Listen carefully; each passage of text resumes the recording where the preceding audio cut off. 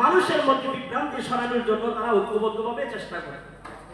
গত সরকারের আমলে তারা কোনো কিছু তৈরি করতে পারুক আর না পারুক, আল্লাহ রাব্বুল আলামিন বলেছেন সব লোক যদি ক্ষমতায় যায় তারা চারখানা কাজ করে মানুষের উন্নতির জন্য। অন্যত্র আল্লাহ রাব্বুল আলামিন বলেন ওয়াইদা তাওয়াল্লা সাআ ফিল আরদি ইউফসিদা ফিহা ওয়া ইউহলিকাল হারসা ওয়ান নাসলা। সব লোকের বিপরীত যদি অসৎ লোক ক্ষমতায় বসে তাহলেও তারা তিনটি কাজ করবে। এক নাম্বার কাজ হবে জমিনের মধ্যে তারা ফিতনা ফাসাদ সৃষ্টি করবে। এরপরে ক্ষেত খামার যা রয়েছে সেগুলিকে ধ্বংস করে দিবে এবং প্রত্যেকটা জায়গায় তারা বিশৃঙ্খলা সৃষ্টি করবে। ইসলামী ব্যাংক, ইসলামী হাসপাতাল, এই সুন্দর প্রতিষ্ঠানগুলো যারা তৈরি করেছে এদের বিরুদ্ধে তারা আরেকটা এরকম সুন্দর একটি ইসলামী ব্যাংক তৈরি করুক।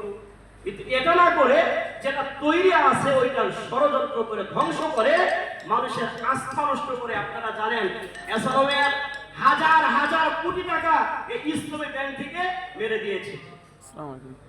বিভিন্ন ব্যাংক দেউলিয়া হয়ে যায় কেন? এই সমস্ত বড় বড় লোক যারা রয়েছে অবহেলা আর দুর্নীতির কারণে।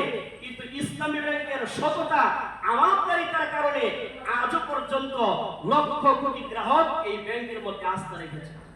এই জন্য সামনে যেন ইসলামী ব্যাংকে আরো সুন্দরভাবে সচলভাবে মানুষের সেবা দিতে পারে, জনকল্যাণমূলক কাজ করতে পারে, আমাদেরকে সমাজের মধ্যে ঐক্যবদ্ধ ভূমিকা পালন করতে হবে, মানুষকে আস্থায় আনতে হবে। সবচাইতে ইসলামের ক্ষেত্রে আল্লাহ রাব্বুল আলামিন যেখানে তুলনামূলক যেটা ভালো ওইটাকে সাপোর্ট করতে বলেছেন। 100% হালাল যদি নাও থাকে কিন্তু তুলনামূলক যদি ভালো থাকে ইসলামী ব্যাংক, তাহলে সকলের নৈতিক দায়িত্ব হচ্ছে ইসলামী ব্যাংকে সেবা নেওয়া। এই জন্য আমরা চেষ্টা করব যাতে করে মানুষকে বিভ্রান্ত থেকে বাঁচানো যায় এবং মানুষ যেন ইসলামী ব্যাংকের প্রতি আবার আস্থা ফিরিয়ে আনতে পারে।